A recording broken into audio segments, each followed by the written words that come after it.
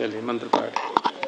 ओम सहनावतु सहनौ भुनक्तु सह वीर्यं करवावहै तेजस्विनावधीतमस्तु मा विद्विषावहै। ओम शांति शांति शांति। प्रथमावृत्ति की 71वीं कक्षा। स्थान्यंतरतमः सूत्र कल प्रारंभ किया था और परिभाषा है ये भी, जहाँ एक ही स्थानीय हो और आदेश अनेक हों तो कौन सा होना चाहिए उसका निर्णय करने के लिए सूत्र है। और इसने विधान किया कि वो आदेश अंतरतम होते हैं और अंतरतम से तात्पर्य सदृशतम। और सदृशतम समानता को देखने के जो प्रकार हैं वो 4 हैं।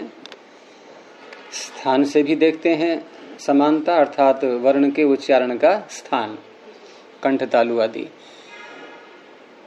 और अर्थ, जिसके स्थान में हम जो कर रहे हैं तो जिसके स्थान में कर रहे हैं उसका क्या अर्थ है, और जो आदेश आ रहे हैं उनमें से वह अर्थ किस में घट रहा है उसके आधार पर चयन कर लेंगे। तीसरा था गुण। गुण में बाह्य प्रयत्न के आधार पर जो वर्ण के उच्चारण के बाह्य प्रयत्न होते हैं उन्हीं को गुण के रूप में लिया गया है, तो वो जिसका जिससे मेल खा जाए वो हो जाएगा। और चौथा है प्रमाण। प्रमाण से तात्पर्य उसकी मात्रा, ह्रस्व है, दीर्घ है, प्लुत है इत्यादि। तो उसी के आधार पर जो आदेश हैं उनमें से चुन लेंगे। तो पहले यहाँ दिया है इन्होंने स्थान का उदाहरण। दंडाग्रम, दधीदम, भानुदयः। यहाँ सर्वत्र अकः सवर्णे दीर्घः, यही सूत्र लगना है। दंड अग्रम, तो अक से उत्तर ड में अ, अच परे रहते। और अच भी कैसा हो तो सूत्र में दिया सवर्णे। सवर्णे में सप्तमी है, उधर अची में सप्तमी है, तो सवर्ण अच परे रहते। बहुत से लोग सूत्र का अर्थ करते हैं कि सवर्ण दीर्घ, कि ये सूत्र क्या करता है, अकः सवर्ण दीर्घ क्या करता है, सवर्ण दीर्घ। सही है ये वाक्य, सवर्ण को दीर्घ। आपने और ज्यादा आगे निकल गई। अब सवर्णे में कौन सी व्यक्ति है, सप्तमी का अर्थ क्या होगा, परे रहते। सवर्ण परे रहते दीर्घ करता है, यानी सवर्ण अच परे रहते दीर्घ करता है। सवर्ण अच परे रहते दीर्घ करता है, तो सूत्र क्या करता है, दीर्घ। ये कब करता है कि उत्तर में आएगा कि सवर्ण अच परे रहते करता है, लेकिन सवर्ण दीर्घ करता है ये सूत्र से थोड़ी निकल रहा है। ये तो स्थानीय अंतरतम लगाने के बाद आप कह सकती हो। स्थानीय अंतरतम जो है ये सदृश, सादृश्य ले रहा है ये, और सादृश्य यहाँ देखेंगे हम स्थान के आधार पर, तो केवल दीर्घ करता है बस। सवर्ण अच परे रहते दीर्घ करता है, तो दीर्घ संधि का सूत्र है ये, सवर्ण दीर्घ नहीं, केवल दीर्घ। प्रभाव में भूल जाते हैं सवर्ण, कि सवर्ण दीर्घ आदेश हो गया। अगर सवर्ण दीर्घ ही करता ये तो फिर ये स्थानीय अंतरतम ही क्या आवश्यकता थी फिर तो कोई समस्या ही नहीं थी। सवर्ण देख करके और दीर्घ कर लेते। कई बार नहीं गुरुजी ध्यान देते शब्दों का, और अच्छे अच्छे व्याकरणों में गुरुकुलों में भी होता है, जैसे सहना वो तू सहनो भुनक्तु, भोजन में अच्छे अच्छे व्याकरणों को हमने पाठ में बालकों के साथ पाठ करवाते हुए देखा है। तो अक से उत्तर दंड अग्रम सवर्ण अच परे रहते। अब जो अग्रम का अ परे है ये सवर्ण अच परे है, यहां देखेंगे केवल सवर्ण बस। अभी संधि नहीं की है, संधि करने से पूर्व वहां घटाएंगे सवर्ण शब्द को। संधि तो अभी होनी है, अभी तो आदेश आना है। अगर यहाँ पर मान लो अ ना हो करके ई हो, ऊ हो आगे, तो ये सूत्र ही हट जाएगा, चला जाएगा। ये कहेगा मेरा क्षेत्र ही नहीं है, ये सवर्ण अच तो है ही नहीं आगे। अक से उत्तर भले ही है, लेकिन अच यदि सवर्ण नहीं है तो ये सूत्र नहीं लगेगा। तो सवर्ण अच परे रहते, अब आगे अर्थ हो जाएगा। एक पूर्व प्रयोग आ रहा है और उधर दीर्घ प्रथमा है सूत्र में, तो पूर्व और पर के स्थान पर एक दीर्घ आदेश होता है। अब दीर्घ हैं अनेकों, ठीक है, हम दो अकारों को पूर्व पर के स्थान पर, दोनों के स्थान पर दीर्घ करेंगे, लेकिन दीर्घ आ भी है, दीर्घ ई भी है, दीर्घ ऊ भी है, री भी है, 4 वर्ण है दीर्घ। लृ दीर्घ नहीं होता है, लृ वर्ण से दीर्घा न संति, वो दीर्घ नहीं होता है। तो 4 दीर्घ हैं। अब 4 दीर्घों में से कौन सा आएगा? अब यहां पर ये स्थानांतरतम की आवश्यकता होगी, क्योंकि अनियम हो गया और अनियम में नियम करने के लिए परिभाषा। तो इस ये जो स्थान कृतम आप बता रहे हैं, और तुल्यस्य प्रयत्नम सवर्णा, फिर वो सवर्ण संज्ञा करता है। पर प्रयत्न तो वहाँ पे सेम आ गया ना, दंडाग्रम की एग्जांपल वहाँ भी थी और यहाँ भी है। हाँ तो ठीक है तो क्या बात है? प्रयत्न और स्थान वही चीज है। नहीं, प्रयत्न अलग है, स्थान अलग है। स्थान में प्रयत्न, ये अर्थ है उसका। तुल्यास्य प्रयत्न में जो प्रयत्न शब्द है, इस प्रयत्न का अर्थ क्या है आपने पढ़ लिया है पीछे, समझो आज परीक्षा हो रही है आपकी। यहाँ प्रयत्न शब्द का अर्थ क्या है? प्रयत्न 2 प्रकार के होते हैं, आभ्यंतर और बाह्य। यहाँ क्या अर्थ है? क्यों बाह्य क्यों नहीं है? क्योंकि स्थान तो अंदर ही होता है ना। हम प्रयत्न पूछ रहे हैं, स्थान नहीं। प्रयत्न यहाँ पे आभ्यंतर ही लेंगे। क्यों लेंगे, बाह्य क्यों नहीं लेंगे? क्योंकि उच्चारण में बाह्य का इतना योगदान नहीं होता। ये सूत्र में कहाँ लिखा हुआ है? सूत्र में है केवल प्रयत्न। इसमें ऐसा नहीं उच्चारण में किसका योगदान ज्यादा है वो लेना है। जिनका प्रयत्न समान है उनकी स्वर संज्ञा। ये बात ही नहीं हो रही है, समझना किसकी होती है, प्रश्न ही नहीं है। प्रयत्न कौन सा है यहाँ, बाह्य या आभ्यंतर, ये प्रश्न था। आपने कहा आभ्यंतर, मैंने कहा बाह्य क्यों नहीं है, इसका उत्तर दो। तो इसका उत्तर है स्थान शब्द, आस्य शब्द। और आस्य का हमने अर्थ किया था मुख में, मुख नहीं, मुख में होने वाला। आस्य भवम आस्यम, ये था विग्रह उसका। अब इन्हीं वैसे आस्य शब्द का अर्थ हो गया मुख, और दूसरा भी आस्य शब्द ही है, रचना में अंतर नहीं आया, लेकिन अर्थ बदल गया। विग्रह करके आस्य भवम आस्यम दूसरा प्रत्यय लाए हैं, और लोप लाप करके जो भी कार्य है सारा विकार वो बनेगा, आस्य ही रहेगा, आस्य ही। तो अब आस्य का अर्थ है कि मुख में होने वाला। अब मुख में होने वाले क्या हैं? ये कंठ है, तालु है, मूर्धा है, ये सब मुख में होने वाले हैं, अर्थात स्थान। अब आस्य का अर्थ हो गया स्थान। अब समास करो प्रयत्न के साथ, सप्तमी तत्पुरुष, आस्ये प्रयत्न। आस्य का अर्थ क्या किया मैंने अभी? स्थान।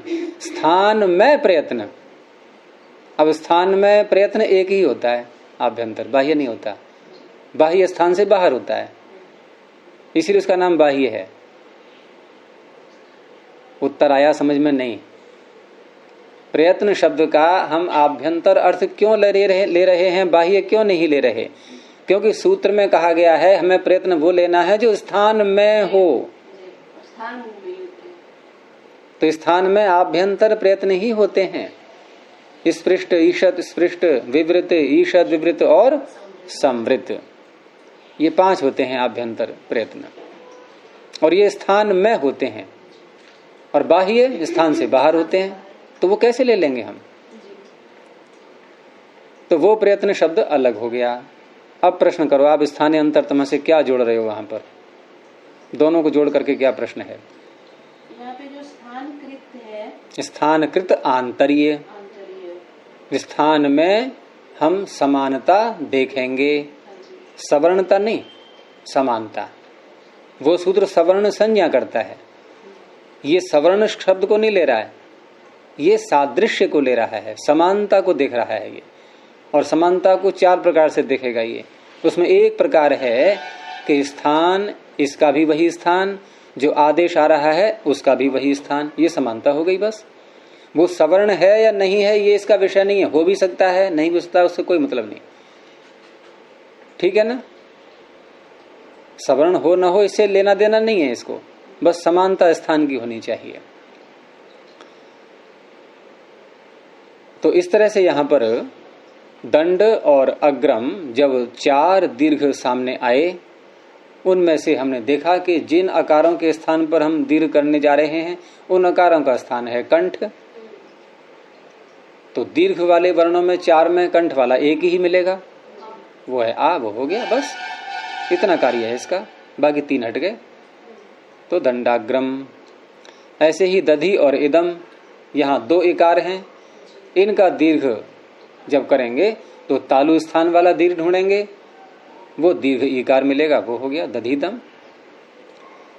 भानु और उदय, यहाँ ओष्ठ स्थान वाले हैं ये दोनों वर्ण, तो दीर्घों में से ओष्ठ स्थान वाला देखेंगे तो दीर्घ उकार आ गया, हो गया। तो यह स्थानकृत आंतर्य। दूसरा आंतर्य है अर्थ, अर्थकृत आंतर्य, अर्थकृत सादृश्य। उसका उदाहरण दिया है अभवताम, लंग लकार प्रथम पुरुष द्विवचन, अभवत, अभवताम, अभवन, अभवताम वे 2 हुए, द्विवचन। तो भू धातु और भू धातु से धातु संज्ञा करके लंग लकार का सूत्र लाएंगे, अनद्यतने लंग, लंग लकार आ गया।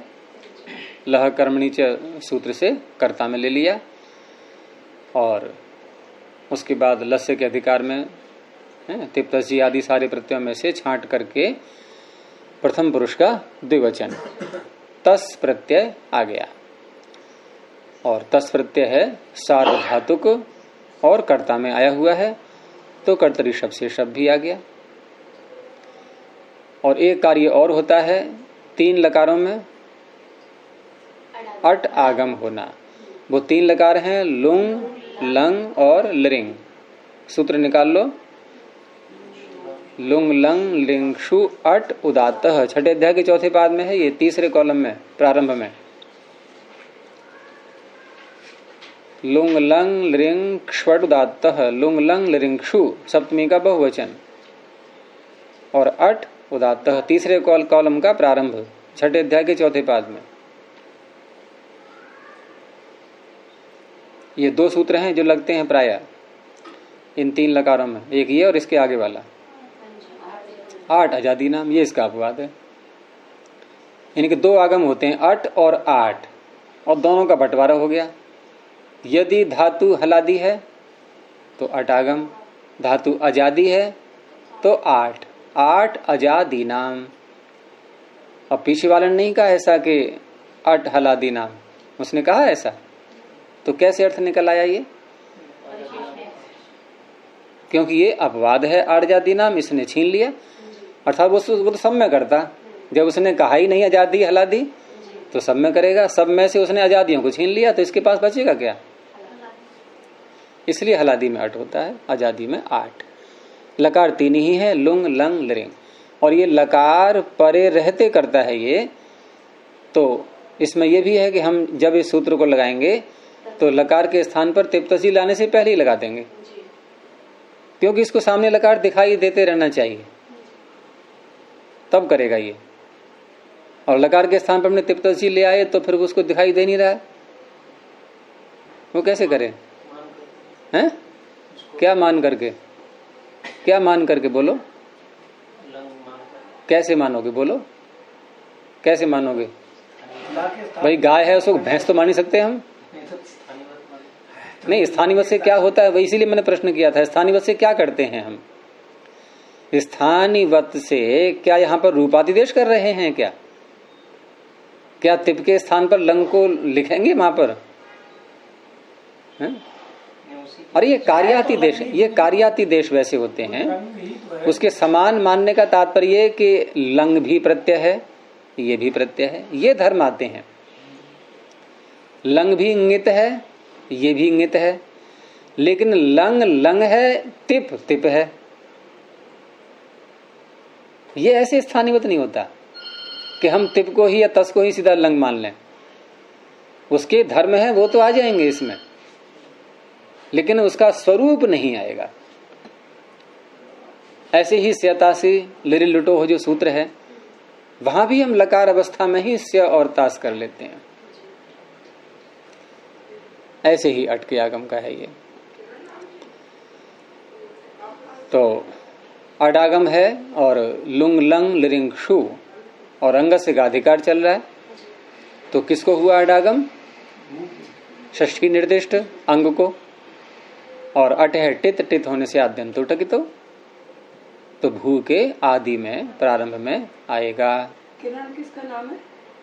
किरण आई है, वो वहाँ गेट से पूछ रहे हैं, बोले वो बुला रहे हैं, जरा बात कर लेना। कमरा नंबर बता दीजिए।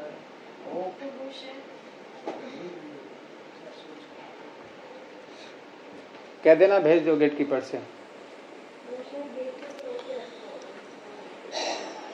तो स्थिति क्या बन गई? अ भू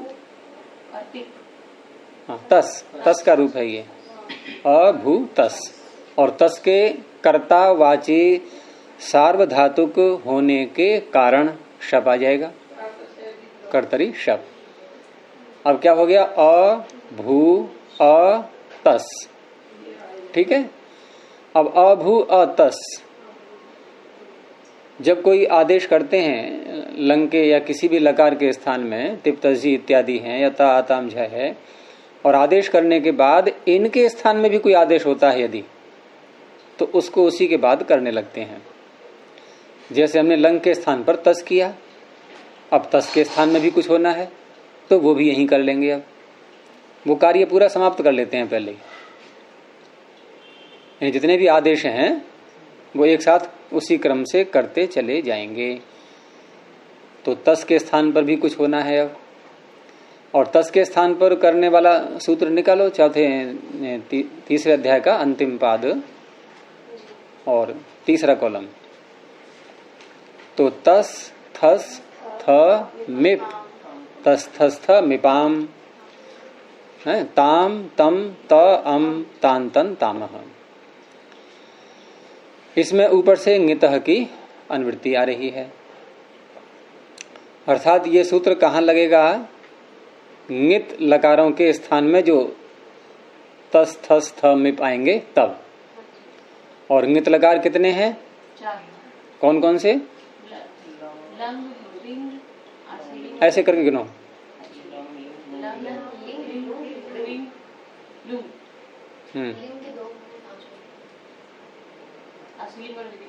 पांच हो गए, और बस 4 ही होते हैं। हाँ, कोई जबरदस्ती और ला रहे हो हैं? एक है और भी, लेकिन वो कुछ और प्रकार से है। लोट लकार, आपके को तो टित है, लेकिन लोटो लंगवत। देखो तीसरे कॉलम में, दूसरे कॉलम में नीचे को, कि लोट लकार किसके समान होता है? तो इसको भी थोड़ा सा अधिकार मिल गया, लंग के समान है। लंगित है तो ये भी इंगित है, तो ये सूत्र वहां भी लगेगा। अब ये सूत्र कितने लकारों में लगेगा? 6 लकारों में, क्योंकि लिंग के 2 भेद बन जाते हैं, वो दोनों आ जाएंगे, और लोट भी आ गया, इसी में सिमट गया। लेकिन वहां एक विशेषता है कि लंगवत, इसमें हम जब विग्रह करते हैं इसका, तो वत लगा करके जो वती प्रत्यय आता है, उसमें हम जो पहले जो शब्द है लंग या अन्य कोई शब्द है, वहां विभक्ति कोई भी ला सकते हैं अर्थ के आधार पर, अर्थ के अनुसार। जैसे आपका सूत्र आगे आएगा स्थानीवत, तो लंग के समान, जैसे हमने कहा लंगवत, तो लंग के समान बोलेंगे तो कैसे विग्रह करेंगे?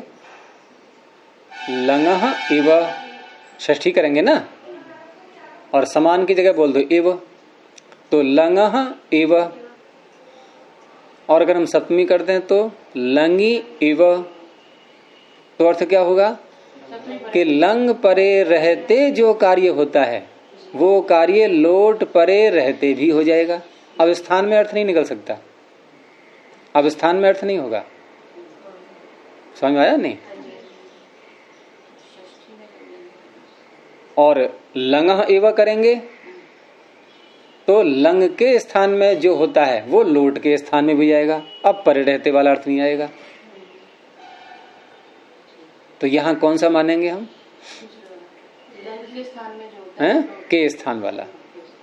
ठीक है, इस तरह से ये कुछ जगह पे होगा ना, बाकी जगह पे तो लोट लोट ही रहेगा। हाँ, लोट लोट ही रहेगा। लोट तो लोट यहां भी रहेगा, लेकिन लंग के समान मान करके, यानी नित धर्म मान करके इसमें जो कार्य होगा के स्थान में करने के लिए वो हो जाएगा, आदेश करने के लिए केवल, पर रहते वाला नहीं। तो इस तरह से यहाँ तस थस व्याम तान तन तम का अर्थ हो गया कि नित संबंधी जो लस्य का अधिकार चल रहा है, नित संबंधी जो लकार उसके स्थान में, षष्ठी है लस्य में, उसके स्थान में तस थस थ में, फिर इनके स्थान में, यहाँ भी षष्ठी है, इनके स्थान में ताम तम त अम, ये चार आदेश दिए। हमारे पास हम प्रत्यय कौन सा है? यहाँ तस, और आदेश हैं चार। तो आप कहने को यथासंख्य मणदेशा भी लगा सकते हो, कोई बात नहीं है। किसी बात को कहने के लिए दो दो सूत्र भी आ सकते हैं, कोई समस्या नहीं है उसमें। हम उस तरह से भी समाधान कर सकते हैं इसका, और ये सूत्र लाएंगे तब भी समाधान हो जाएगा। क्योंकि इसलिए कह रहा है कि यदि किसी के स्थान में कोई आदेश करना है तो स्थान की दृष्टि से देखेंगे तो बनेगी नहीं बात कि तस के स्थान पर ताम करना है तो तस में क्या क्या उच्चारण के वर्ण हैं और वो ताम में देखेंगे, यहाँ नहीं घटेगा इस तरह से। यहाँ देखेंगे तस का अर्थ क्या है। तो तस का अर्थ होता है द्विवचन, द्वे के और द्विवचन एक वचने, यानी द्वित्व को कहने के लिए ये आया था। तो इसका अर्थ है द्वित्व, दो अर्थ निकल रहा है इससे, तस से। अब वहां ताम तम तम इनका जो प्रयोग मिलता है जहां जहां मंत्रों में, वेदों में, और वहां जो इनका अर्थ करेंगे तो ताम का अर्थ दूसरा है, तम का दूसरा है, त का दूसरा है, मिप का अलग है, उसका अम का अलग है। तो वहां ताम का अर्थ जहां भी आया है वेदों में वहां द्वित्व अर्थ ही किया गया है, दो अर्थ ही किया गया है, द्विवचन ही लिया गया है। तो इस तरह से दो अर्थ कहने वाले तस के स्थान पर दो अर्थ कहने वाला ताम ये आ गया। इसे कहते हैं अर्थकृत आंतर्य। क्योंकि तम जो है, ताम तम, तम आता है बहुत्व अर्थ को कहने के लिए। मध्यम पुरुष और उत्तम पुरुष भी, इसमें प्रथम पुरुष भी लेंगे। तम तो नहीं, तम तो उसी में आएगा द्विवचन में ही। जैसे हम बोलते हैं रूप अभवत अभवताम, ताम यहां बोल दिया, अभवन, फिर अभवः अभवतम, यहां तम बोल दिया, फिर अभवत, यहां त बोल दिया, और अभवम, यहां अम बोल दिया, अभवम अभवाव अभवाम। तो ताम आता है प्रथम पुरुष के द्विवचन को कहने के लिए, दो अर्थ को कहने के लिए। तम आता है मध्यम पुरुष के दो अर्थ को कहने के लिए। अब यहां देखो, यहां तस है प्रथम पुरुष के दो अर्थ को कहने के लिए, द्वित्व को कहने के लिए, और थस आता है मध्यम पुरुष के द्वित्व अर्थ को कहने के लिए। तो प्रथम पुरुष के द्वित्व अर्थ को कहने वाला इन चारों में एक ही है, और वो कौन सा है? वो कौन सा है? ताम। तो ताम हो गया। ये स्थानांतर मैंने कार्य किया अपना। तो बन गया अ भू अ ताम। अभू को गुण करना है, अंग संज्ञा है इसकी, अंगस्य के अधिकार में, और गुण करने के लिए सूत्र कौन सा आएगा? सार्वधातु कार धातु कयो हो। पुगंत सूत्र क्यों उठा आपके मस्तिष्क में? क्या यहाँ पर उपधा में गुण कर रहे हैं हम? अरे भू में तो उ अंत में आ रहा है, उपधा में कहाँ है? इगंत अंग है ये, इगंत अंग में सार्वधातु कार धातु क्यों लगता है? उपधा में करेंगे तो पुगंत लघु बुध से चल लगेगा। तो इस तरह से गुण करके भू का बन गया भो, और उसके आगे शब का अ आ रहा है, एचो यवा यावह। अब आदेश होकर के अभवताम, बन गया पूरा। तो ये हो गया अर्थकृत आंतर्य। अर्थकृत आंतर्य का एक और दिया है उदाहरण उन्होंने, वातंड्य युवती ही। शब्द सुनने में बड़ा विचित्र लग रहा होगा, लेकिन उदाहरण तो उदाहरण ही है, वो जहां से मिल जाए। तो वातंड्य युवती ही, अर्थ क्या है इसका कि वतंड कोई व्यक्ति और उसके गोत्र में संतानें होती हैं। गोत्र में संतानें होती हैं, ये गोत्र शब्द का प्रयोग कहां से प्रारंभ करते हैं? एक तो होता है अनंतरापत्य, जैसे वतंड की ही स्वयं की संतान, और एक है वतंड के बेटे की संतानें। तो जो स्वयं की संतान होती है उसे कहते हैं अनंतरापत्य, अनंतर अपत्य, बिना व्यवधान के। इन बीच में कोई और व्यवधान नहीं है कि मेरा बेटा फिर उसका बेटा, ऐसे नहीं। गोत्रापत्यम तो पिता से चले। और गोत्रापत्य की संज्ञा प्रारंभ होती है पौत्र से, और सूत्र है इसका, गोत्र संज्ञा है ये, सूत्र है इसका चतुर्थ पाद के, चतुर्थ अध्याय के प्रथम पाद में 162। ये गोत्र संज्ञा करने वाला सूत्र बता रहा हूं पहले।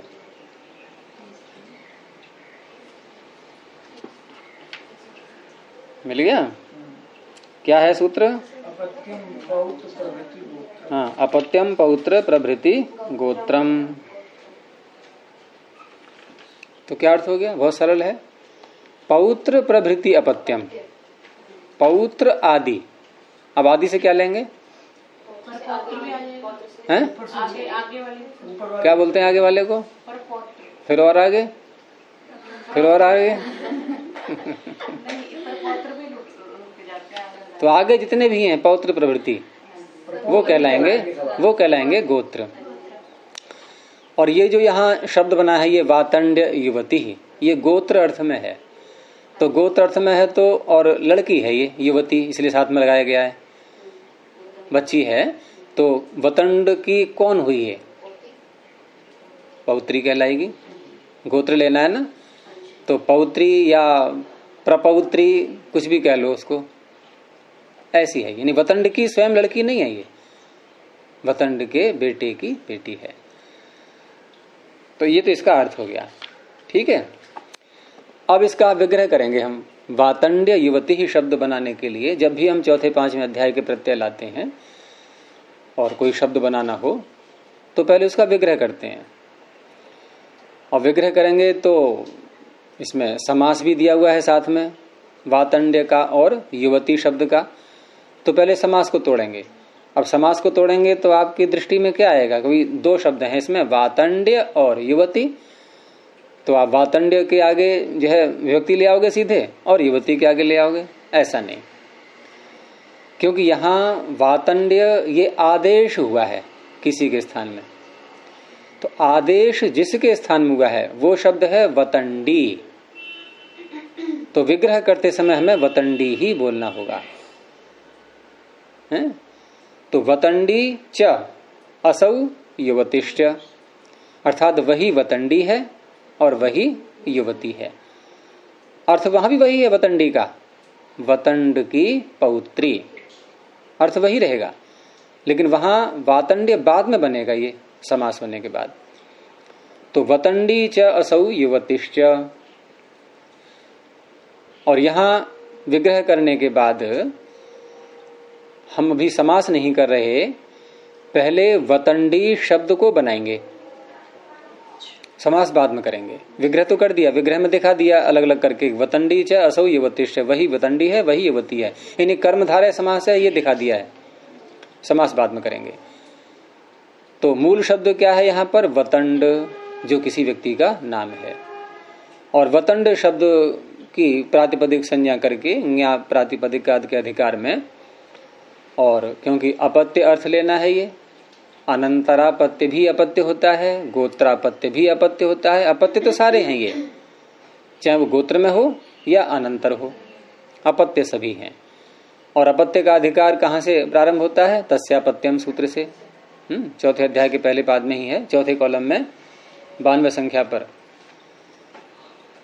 और बाकी इन चौथे पांचवें अध्याय में सभी में ये सूत्र चलता ही है साथ साथ, समर्थानाम प्रथमाद्वा। अर्थात जब भी हम कोई प्रत्यय करेंगे चौथे पांचवें अध्याय में, तो उसमें सुबंत अवश्य बनाना होगा पहले उसको। तो यहाँ वतंड शब्द से हम प्रत्यय करने जा रहे हैं, और वतंड की संतान, वतंड का अपत्य, इस अर्थ में हम प्रत्यय करेंगे। तो वतंड के आगे कौन सी व्यक्ति होनी चाहिए? की संतान, की षष्ठी आएगी, ngस। तो शब्द हो गया वतंड ngस। अब यहां से प्रक्रिया चलेगी। अब ये वतंड ngस शब्द कैसा बन गया? ये समर्थ, समर्थानाम प्रथमाद्वा, समर्थ बन गया। ये विभक्ति आते ही समर्थ बन जाएगा। तो वतंड ngस इस शब्द से अपत्य अर्थ में, और अपत्य भी कैसा? गोत्रापत्य, गोत्रापत्य अर्थ में करना है। तस्यापत्यम सूत्र एक सामान्य सूत्र है। ये तो सारे ही अपत्यों को लेकर के सभी शब्दों में, अपत्य अर्थ में सभी शब्दों से ये कौन सा प्रत्यय करता है? अण प्रत्यय करता है, क्योंकि अण जो है ये सामान्य प्रत्यय, यहाँ पर प्राग दिव्यतोण, यहीं से प्रारंभ हो जाता है ये प्राग दिव्यतोण। तो तस्यापत्य में तो अण की ही अनुवृत्ति आएगी, और ये सभी स्थानों पर अपत्य अर्थ में अण प्रत्यय प्राप्त कराने लगा। अब इसके आगे फिर अपवाद दिए हैं जगह जगह। तो उसी में एक अपवाद है वतंडाच्य। ये सूत्र निकालो, ये केवल इसी वतंड शब्द के लिए ही बनाया है पाणिनि ने। इन्हें कितना महत्व है वतंड का, सूत्र रचना तक करनी पड़ी उसके नाम से। तो वतंडाच्य सूत्र है, इसमें ऊपर से गोत्रे की अनुवृत्ति आ रही है। ढूंढो कहां से आ सकती है? नहीं, उसके आगे और है, गोत्रे कुंजादिभ्य ष्टफे, यहां से गोत्रे की अनुवृत्ति भी आ रही है। जब दो अनुवृत्ति आ रही है तो कौन सी लेते हैं? नहीं, दो है ही नहीं, एको गोत्रे सूत्र अलग है, उसका वो नियम सूत्र है, वो चीज अलग है, उससे तो कोई तात्पर्य नहीं है। यहाँ ऊपर गोत्रादि भी है, हाँ वहां भी है, लेकिन आगे फिर बदल गया है, समाप्ति हो जाती है किसी अनुवृत्ति की, दोबारा फिर बोलनी पड़ती है। तो गोत्रे कुंजादिभ्य ष्टफे से गोत्रे को ले लिया। अब सूत्र का अर्थ क्या बनेगा? वतंड प्रातिपदिक से है, षष्ठी समर्थात वतंडात प्रातिपदिका। ये षष्ठी समर्थ अर्थ कहां से लिया हमने? तस्यापत्यम से, यही सूत्र पूरा आ रहा है। तस्य शब्द आ रहा है, तस्य में कौन सी व्यक्ति है? यही है षष्ठी समर्थ। तस्य का अर्थ क्या होगा? ये अर्थ नहीं है यहाँ। तस्य का अर्थ है षष्ठी समर्थात प्रातिपदिकात। और अगर कहीं तेन आ जाए किसी सूत्र में, तेन क्रीतम, तो क्या अर्थ होगा तेन का? तृतीया समर्थात प्रातिपदिकात। पंचमी सब में जोड़ते जाएंगे। सूत्र में नहीं देखना है कि सूत्र में तृतीया आ गई, तेन में तो हम कहें कि तृतीया समर्थेन प्रातिपदिके न, ऐसे मत करने लगना। ऐसे यहां पर भी तस्य आ रहा है, तो क्या अर्थ करेंगे कि षष्ठी समर्थस्य प्रातिपदिकस्य, वहां सर्वत्र पंचमी ही बोलनी है। और ये तेन, तस्य, तस्मा, तस्मिन, ये जो आएंगे सूत्रों में, यहां हम कौन सी विभक्ति में समर्थ बना रहे हैं वो अर्थ करेंगे। तो तेन सूत्र में है तो तृतीया समर्थात प्रातिपदिकात, तस्मिन सूत्र में है तो सप्तमी समर्थात प्रातिपदिकात, तस्य है तो षष्ठी समर्थात प्रातिपदिकात। पता लग गया? ऐसे अर्थ करते हैं। कहाँ? चौथे पांचवें अध्याय की बात हो रही है केवल। ये नियम और जगह मत लगाना कहीं भी, क्योंकि और जगह षष्ठी का अर्थ क्या होता है? षष्ठी स्थानीय होगा, वो यहां नहीं घटेगा, वो यहां लागू नहीं है। तो षष्ठी समर्थात, तस्य की अनुवृत्ति आ रही है, अपत्यम की भी आ रही है। षष्ठी समर्थात वतंड प्रातिपदिकात। अब अपत्य पीछे कह दिया, गोत्रे यहां आगे जुड़ गया, और तो अब हो गया गोत्रापत्य। गोत्र रूपी अपत्य में, गोत्र रूपी अपत्य अर्थ में प्रत्यय होता है। कौन सा प्रत्यय होता है? पीछे से पकड़ो, क्या आ सकता है यहाँ? तो पीछे से आ रहा है यय प्रत्यय, यय।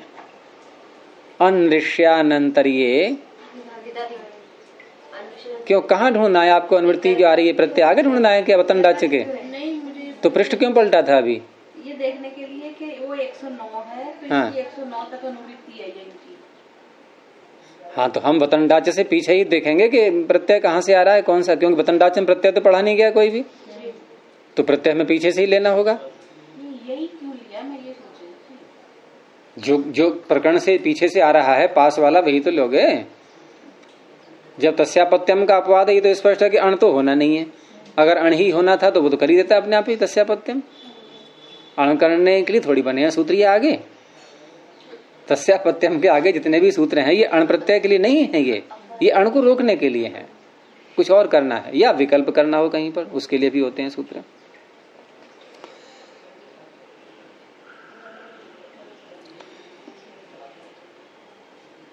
आए नहीं, यह मैं गलत बोल गया, यह प्रत्यय। हाँ, तो गर्गा दिभ्यो यह से यह प्रत्यय की अनुवृत्ति आ रही है। अब अर्थ क्या बनेगा कि षष्ठी समर्थात वतंडात प्रातिपदिकात गोत्रापत्ये यह प्रत्ययो भवति। पूरा अर्थ हो गया अभी पूरा नहीं हुआ। सच तद्धित संजको भवति, अभी पूरा नहीं हुआ। सच परो भवति, प्रत्यय भी आ रहा है, परश भी आ रहा है, ये सब आ रहे हैं नहीं आ रहे हैं, तद्धिता भी आ रहा है, इन सब की संगति लगा देंगे, ये पूरा अर्थ बन जाता है। तो वतंड शब्द से यह प्रत्यय इस सूत्र ने कर दिया। वतंड ngस और ये स्थिति है। और तद्धित प्रत्यय किया है तो कृत तद्धित समासाष्ट्र लगना ही है। प्रातिपदिक बनेगा, ये प्रातिपदिक बनेगा तो किस पर आफत आएगी? अब सुप पर। ये कैसे घुस गया बीच में? तो ngस को जाना पड़ेगा प्रातिपदिक नाम होते ही। तो वतंड यहां तक पहुंच गए। अब क्या है कि ये जो प्रत्यय आया है यह इसमें एक चीज और है कि वतंड की संतान तो अर्थ ले लिया हमने कि वतंड से गोत्रापत्यम। इससे ये स्पष्ट नहीं हो रहा है कि वो लड़का है या लड़की है, इतना कहने मात्र से, क्योंकि अपत्य शब्द एक सामान्य है, ये दोनों के लिए प्रयोग में आता है। अपत्य शब्द नपुंसक लिंग में ही आता है और ये बेटा बेटी दोनों के लिए कहता है। जैसे इंग्लिश में एक शब्द सुना होगा बेबी, कौन सा, लड़का या लड़की? दोनों ही है। ऐसे ही अपत्य शब्द है ये।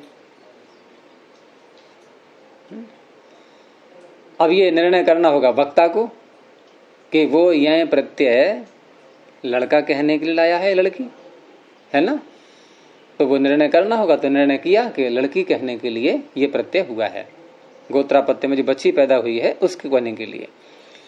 तो फिर सूत्र आगे एक और लग जाएगा कि यदि आपने स्त्रीलिंग में ये शब्द बनाना चाह रहे हैं, क्योंकि बेटी कहेंगे तो स्त्रीलिंग में ही बनेगा ये शब्द आगे चल करके, तो उस अवस्था में जो प्रत्यय आप लाए थे इसको हटाना पड़ेगा। ये पक्षपात हो गया ना महिलाओं के साथ में। यानी उनको कहना हो तो प्रत्यय नहीं कर सकते आप, पुरुष कहना हो तो प्रत्यय कर सकते हैं। प्रत्यय करेंगे, करके हटाएंगे। हाँ, तो हटा दिया ना। कुछ तो बुरा लगा कि इनको अधिकार नहीं, इन्हें कैसे मिलेगा ये प्रत्यय, छीनो इनसे। इनके साथ हमेशा न्याय होता हैं? है। हाँ, समास करने लग जाएंगे तो स्त्री हटा देंगे, कोई पुरुष पुरुष हो जाएगा। नहीं, और तो और रहा कि स्त्रियों को पुल्लिंग के समान बनाते हैं, स्त्री पुंवच्च हैं। समास करना हो तो एक शेष रहेगा, पुमान स्त्रिया, स्त्रीलिंग के साथ में पुमान शेष रहेगा। ये चला आ रहा है पीछे से ही। इनको ताकत दी है ना, सारे जगह पे पुरुष काम करता है, ये तो आराम से पर्स लेकर के घूमते रहते हैं। 2 किलो सब्जी हो तो वो बेचारा पुरुष होगा। ये चीज व्यवसाय सब। तो स्त्रीलिंग में फिर सूत्र आगे आएगा दूसरा, ये भी चौथे अध्याय के पहले पाद में ही है, लोक स्त्रियाम। निकालो, 109 संख्या पर है ये, लोक स्त्रियाम। ये वतनडाच के आगे ही रहे सूत्र, और वहीं का वहीं निर्णय कर दिया गया कि वतंड शब्द से यदि स्त्रीलिंग में आप प्रत्यय लाए हैं तो ये प्रत्यय को हटाना होगा। पुल्लिंग में लाए हैं तो चलेगा, तो वातंडे ही बनेगा, और स्त्रीलिंग में लाए हैं तो लुक स्त्रियाम। लुक किसे कहते हैं? प्रत्ययस्य लुक शुलु लुपः अदर्शन। तो यह चला गया। फिर शब्द क्या रह गया? वही रह गया, वतंड ही रह गया केवल, है ना। अब वतंड रह गया और स्त्रीलिंग में हमें बोलना है। अभी क्या वतंड शब्द से ये अर्थ लग रहा है कि वतंड की पौत्री है ये? भाई प्रत्यय चला गया बिल्कुल ही। अब अकेला वतंड शब्द है, तो इसमें कोई है संकेत ऐसा जिससे हम पौत्री अर्थ ले लें?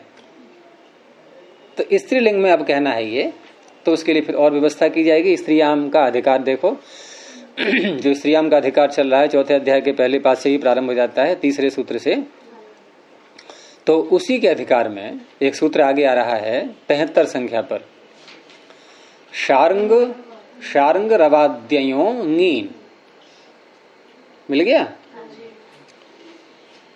शार्ंग रवाद्ययों ङीन, यानी ङीप ङीश ङीन, ये जो 3 प्रत्यय बताते हैं ना बार बार, वो ङीन यही है।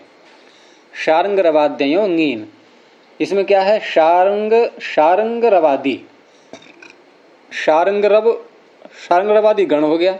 उस गण का पहला शब्द है शार्ंग रव, ये पहला शब्द है, उसी के आगे आदि शब्द लगा दिया। तो शार्ंग रवादी शब्द और आए प्रत्यांत, उनको अलग छोड़ दो। तो ऐसे 2 प्रकार के शब्दों से स्त्रीलिंग में स्त्रीयाम का अधिकार चल रहा है। क्या होता है? ङीन प्रत्यय हो जाता है। अब ये वतंड शब्द ऐसा ही है, ये शार्ंगरवादी गण में पाणिनि ने पढ़ दिया है इसको क्योंकि ये प्रत्यय करना है इसलिए। तो उसमें आने से ये ङीन प्रत्यय हो गया, और ङीन प्रत्यय करके स्थिति क्या बनेगी? ङीन का बचेगा ई, तो वतंड और ई, ये स्थिति हो गई। अब ये जो ङीन प्रत्यय है, ङीन हो या कोई सा भी प्रत्यय हो चौथे 5वें अध्याय का, ये सारे प्रत्यय क्या कहते हैं? हम एक शब्द कौन सा बोलते हैं इनके लिए? स्वादी। स्वादिशु सर्वनाम स्थाने है ना, स्वादी। और उसी के आगे यचिभम, इन्हीं स्वादियों में, तो ये ङीन स्वादी में आ गया। इन्हीं स्वादियों में यदि कोई आजादी हो अथवा यकारादि हो, तो कैसा है ये? ये आजादी है ङीन, ई बचेगा इसका, तो पूर्व शब्द जो भी है उसकी भासंज्ञा हो जाएगी। तो वतंड शब्द की हो गई भासंज्ञा, क्योंकि यदि हम संधि करें तो क्या प्राप्त हो रही है? वतंड और ई, आद्गुणा लग रहा है, वतंडे, ये बन जाएगा।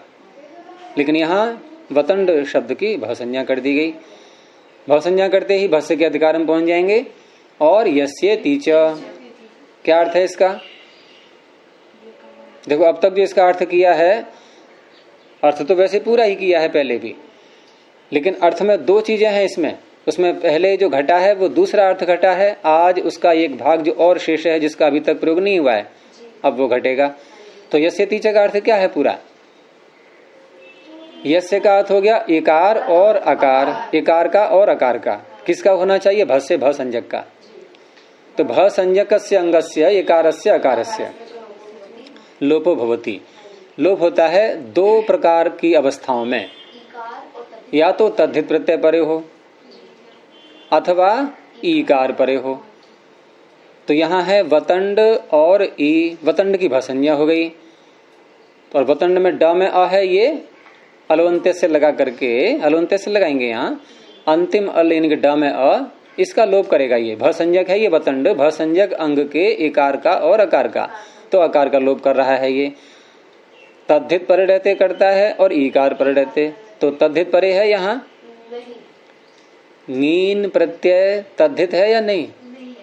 क्यों नहीं है?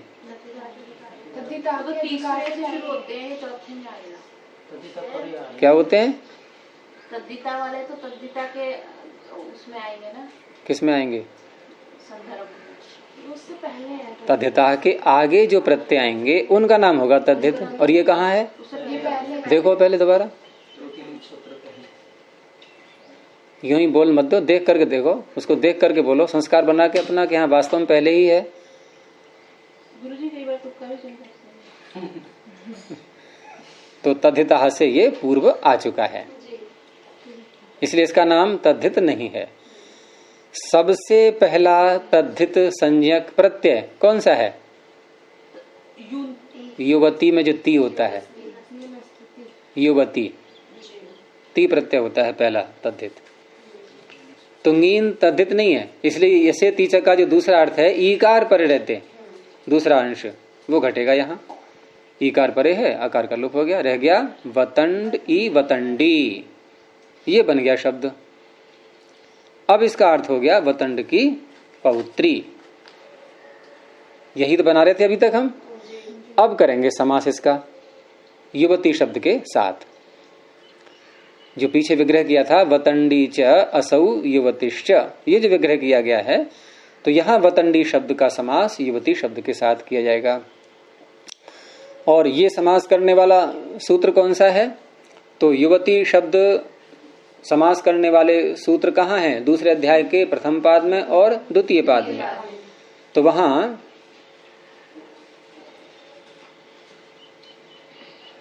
इन्होंने संख्या गलत लिख दी है इसमें। पोटा युवती स्तोक, क्या संख्या है इसकी? हैं? 10 पेज पे। प्रथम पाद में इन्होंने लिख दिया है 2 4 61। क्या है संख्या? 2 1 64। दो शुद्धि आ गई इसमें। 1 और 4 का आपस में। हाँ ये हो सकता है, इधर का 1 कर दिया उधर 4 कर दिया, ऐसा ही हुआ है। तो पोटा युवती स्तोक कतिपय गृष्टि धेनु वशा वेहद वशकयणी प्रवक्त्री श्रोत्रिय अध्यापक धूर्तई ही जाति ही। तृतीया का बहुवचन, 2 पद हैं इसमें, जाति ही प्रथमा का एक वचन। और इन समास के सूत्रों में, ये मैं बार बार आपको याद दिलाता हूं जिससे अर्थ करने की शैली आ जाए कि चौथे पांचवें अध्याय में ऐसे करते हैं, तीसरे अध्याय में ऐसे करते हैं, समास करने वाले में ऐसे करते हैं। तो समास करने वाले सूत्रों में हमें ध्यान रखना होता है सुप और सुपा का। सूत्र में जो प्रथमांत पद है वहां सुप को जोड़ दो, सूत्र में जो तृतीयांत पद है वहां सुपा को जोड़ दो, बस सीधी सी बात है। तो पोटा युवती आदि, इसमें तृतीया है अंत में, तो इत्येतई ही सुबंतई ही सह। और जाति में प्रथमा है तो जातिवाची सुबंतम समस्यते तत्पुरुषस्य समासो भवति। क्योंकि ये अर्थ करके हमें यह भी पता लगाना है कि उपसर्जन कौन बनेगा इनमें। अब उपसर्जन बनता है प्रथमांत पद, जिसको कहे प्रथमांत पद है इसमें जाति। तो जाति किसको कह रहा है? युवती को नहीं, इसको वतंड की जो पौत्री है। क्योंकि यहाँ जो तृतीयांत पद है सूत्र में पोटा युवती आदि, इसमें आ गया युवती शब्द, तो युवती के साथ ऐसे अर्थ करेंगे, युवती के साथ जातिवाचक शब्द की। अब यहाँ जाति वो नहीं है कि मनुष्य पशु आदि, वो जाति मत ले लेना। यहाँ व्यक्ति के नाम से जो नाम चल रहा है किसी का, जैसे हम लोग बोलते हैं गोत्र हमारा कौन सा है, इस तरह से कहते हैं ना कि भारद्वाज गोत्र है, ये गोत्र है। तो जाति का तात्पर्य यहाँ पर एक तरह से एक पहचान वाचक शब्द बन जाता है। स्त्री जाति हो ही तो गई ना, पुरुष स्त्री भेद है ना मनुष्य जाति में। नहीं वो तो ठीक है, जातिवाचक उस रूप में नहीं ले रहे हैं यहाँ, स्त्री पुरुष की बात नहीं है, वो तो पुरुष भी जातिवाचक हो जाएगा फिर। तो इस तरह से यहाँ वतंडी शब्द का समास युवती शब्द के साथ हुआ। तो वतंडी शब्द ये इसकी उपसर्जन संज्ञा रहेगी, ये पूर्व में ही रहेगा। ठीक है।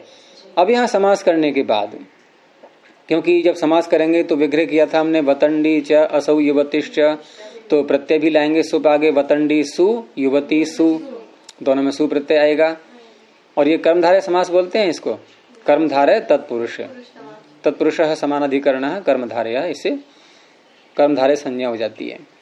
और कर्मधारय संज्ञा करना यहाँ आवश्यक भी है, क्योंकि कर्मधारय कह करके हमें कुछ कार्य करना भी है। तो समास करने के बाद प्रातिपदिक संज्ञा और फिर सुप हटेंगे, रह गया वतंडी और युवती। अब यहाँ अन्य कार्य करना है जहां पर स्थानीय अंतरतम की भी आवश्यकता पड़ेगी। तो अन्य कार्य क्या करना है कि कर्मधारय समास जब करते हैं और कर्मधारय परे होता है तो कर्मधारय समास में सूत्र है छठे अध्याय का तीसरे पाद का, ये पुल्लिंग करता है, पुल्लिंग के समान बनाता है उसको। कर्मधारय समास में जातीय प्रत्यय परे रहते, देशीयर प्रत्यय परे रहते, ये जातीयर देशीयर ये भी प्रत्यय है। ये जातीय शब्द जाति से भी बन जाता है और एक जातीय प्रत्यय भी है। ऐसे ही देश शब्द से भी देशीय बन जाएगा कि ये भारत देशीय है या पाकिस्तान देशीय है, और एक देशीयर प्रत्यय भी है। प्रत्यय जो होता है देशीयर वो इस अर्थ में होता है कि वो पूरा पूरा बन नहीं पाया है, उसके समकक्ष थोड़ा सा निकट पहुंच गया है। ईषद असमाप्तौ कल्पप देशीय देशीय रहा, यानी थोड़ी समाप्ति रह गई है अभी। जैसे कोई आचार्य बनना चाह रहा है और पूरा आचार्य बन नहीं पाया है तो क्या कहेंगे उसको? आचार्य देशीय या आचार्य कल्प। कल्पप देशीय देशीय तीन प्रत्यय हैं, आचार्य कल्प, आचार्य देशीय, आचार्य देशीय है। ऋषि कल्प, ऋषि देशीय, ऋषि देशीय। तो बहुत से लोग अपने नाम से पहले लगाते हैं ना ऋषि कल्प, तो क्या अर्थ हुआ? अपने नाम से अभी बने नहीं है। हाँ गुरुजी, कुछ कमी रह गई है। संबोधनों में गुरुजनों के आगे भी लगा देते हैं, गुरु कल्प, आचार्य कल्प आदि। तो ये तो हम उनको जो है उनका डिमोशन कर रहे हैं या प्रमोशन कर रहे कई हैं? बार गुरुजनों ने सुना है लोगों को संबोधन करते हैं। ऋषि कल्प तो चल सकता है पर गुरु कल्प तो क्यों ऋषि कल्प? ऋषि कल्प चल जाएगा, इसलिए भाई ऋषि कहे, कोई अपने को थोड़ा ज्यादा घमंड हो जाता है फिर, है ना। तो ऋषि जैसे बनने का प्रयास कर रहे हैं ठीक है, लेकिन गुरु का गुरुत्व भी घटा दिया गया उसमें कि अभी गुरु बनने का प्रयास कर रहे हैं, बन नहीं पाए अभी, ये गुरु कल्प हैं। चलो यहाँ तो खैर हमारा ये जातीय जो बात हो रही थी वो प्रत्यय अलग है, लेकिन यहाँ जो सूत्र लगता है पुंवत कर्मधारय जातीय देशी येषु, तो सूत्र का अर्थ क्या बनेगा कि कर्मधारय समास में और जातीय और देशीय ये प्रत्यय यदि आगे आ जाए, ये प्रत्यय है और वो समास है कर्मधारय। तो जो स्त्री जो शब्द है स्त्रीवाची ऊपर से आ रहा है, अनुवृत्ति आ रही है, देखो स्त्रियाः मिल गया कहाँ? हाँ, स्त्रियाः पुंवत, यहाँ से स्त्रियाः की अनुवृत्ति आ रही है। तो स्त्रीलिंग शब्द के स्थान में ये स्त्रिया का अर्थ हो गया पुंवत, पुल्लिंग के समान कोई शब्द आएगा, अर्थात वतंडी शब्द के स्थान में, क्यों कर्मधारय समास है ये, और ये अधिकार चलता है इस तीसरे पाद में, छठे अध्याय के तीसरे पाद में जहां ये सूत्र निकाला है आप लोगों ने, यहाँ अधिकार चलता है उत्तर पदे का। पहला ही सूत्र है अलुक उत्तर पदे, तो उत्तर पद चाहिए। उत्तर पद यहाँ पर है कौन सा शब्द? युवती। युवती उत्तर पद में है, कर्मधारय समास है, यानी समास में भी उत्तर पद एक आगे रहना चाहिए तब कार्य होगा। अर्थात इस प्रकरण में कभी भी अंतिम पद को कार्य नहीं होता है, एक पद शेष अवश्य रहेगा आगे, तब ये प्रकरण के सूत्र इसके लगते हैं। तो इसने स्त्रीलिंगवाची शब्द को पुंवत किया, पुल्लिंग के समान किया, तो पुल्लिंग के समान किया तो पुल्लिंग के समान कोई शब्द हम ढूंढेंगे। जब ढूंढेंगे तो वही प्रश्न उठा के स्थानीय अंतरतम है कौन सा शब्द लाएं, बहुत सारे पुल्लिंग के मिल जाएंगे हमें, तो क्या कोई भी उठा के रख दें वतंडी के स्थान पर? तो सूत्र कहता है ऐसे नहीं, उसमें सादृश्य समानता देखेंगे, और समानता यहाँ हम स्थान से देखें वो तो संभव नहीं है, कि कौन सा उच्चारण का स्थान है वो देखते रहे और दूसरे का देखें। तो यहाँ कौन सा आंतर्य देखेंगे? अर्थकृत आंतर्य। तो वतंडी का अर्थ क्या है? वतंड की पौत्री, ये अर्थ निकल रहा है।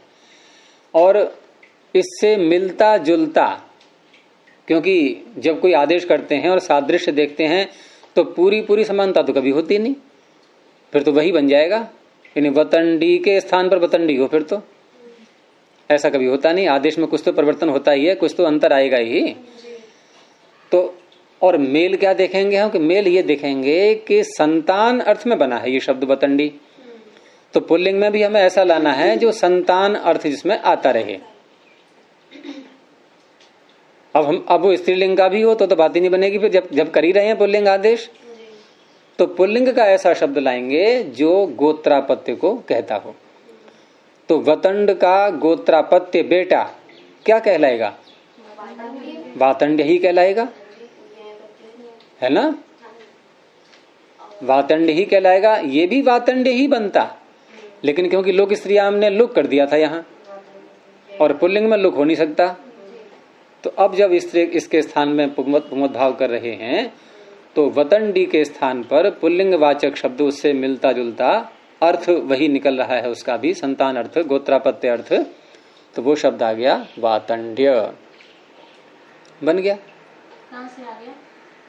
इसी सूत्र से, पुंवत कर्मधारय जातीय देशी येषु, इससे पुंवत भाव हुआ, और पुंवत भाव करके तब स्थानांतरतमः की सहायता से ढूंढ लिया गया कि वो शब्द केवल एक ही है जो इसके स्थान में आ सकता है, जो अर्थ भी वही रहे, वो है वातंड्य। पुल्लिंग का भी है और अर्थ की समानता है। अर्थ की समानता कैसी? गोत्रापत्य वाली। ये भी गोत्रापत्य का वाचक है और वतंडी भी गोत्रापत्य का वाचक था, तो गोत्रापत्य के स्थान पर गोत्रापत्य वाचक शब्द ही आ गया पुल्लिंग को कहता हुआ, तो बन गया शब्द। ये समास करने के बाद हुआ है स्थिति। समास नहीं करेंगे तो वो पौत्री कौन क्या कहलाएगी? वतंडी। अब वतंडी जो है अब छोटी बच्ची नहीं है, बड़ी हो गई, युवती हो गई है, अब उसके लिए कहेंगे वातंड्य युवती ही, समास करके ऐसे बनेगा ये। तो ये हो गया अर्थकृत आंतर्य। आगे गुणकृत आंतर्य और प्रमाणकृत आंतर्य ये कल को देखेंगे। पहले हमने स्त्री प्रत्यय लेके आए, फिर उसको हटाया, फिर हम नहीं, पहले पुरुष वाला लेके आए, फिर उसको हटाया। पुरुष वाला नहीं, पुरुष वाला कहाँ है? स्टार्टिंग से जब देखो प्रत्यय जो लाए हैं वो पुरुष स्त्री वाला नहीं है, वो सब वाला है, वो सब वाला है। बस आप ये मत कहो कि पुरुष वाला प्रत्यय लाए हैं। फिर स्त्री वाला लाए, उसको हटाया। नहीं, स्त्री वाला नहीं लाए हैं हम, हाँ, स्त्री लिंग को कह रहे हैं, इसलिए प्रत्यय को हटाना पड़ा है उसको। कोई दूसरा प्रत्यय नहीं आया है, दूसरा प्रत्यय तो बाद में आएगा। वो देखो स्त्री वाची, स्त्री नहीं पौत्री को कहना है, तो सूत्र आ गया लोक स्त्रियां, कि आप जो प्रत्यय लाए पहले इसको हटाइए। अगर आपको बेटी कहनी है तो हटा दिया, लेकिन अब बेटी कहनी है तो एक प्रत्यय और आएगा बाद में, वो स्त्रीलिंग कहने के लिए वो आएगा ङीन, शारंगरवाद देव ङीन, वो आ गया। उसके बाद बना है वतंडी। फिर उसको भी हटा दिया। नहीं, उसको हटाया नहीं है, पूरे वतंडी के स्थान पर आमूल चूल परिवर्तन, एक नया शब्द आ गया वातंड्य। इसमें ऐसा नहीं अलवंत से लगाया यहाँ पर कोई, क्योंकि वातंड्य तो पूरा एक अनेकाल है, तो अनेकाल श्रित सर्वस्य पूरे के स्थान में आ गया वो, तब बना है वातंड्यवती। प्रणव ध्वनि। ओ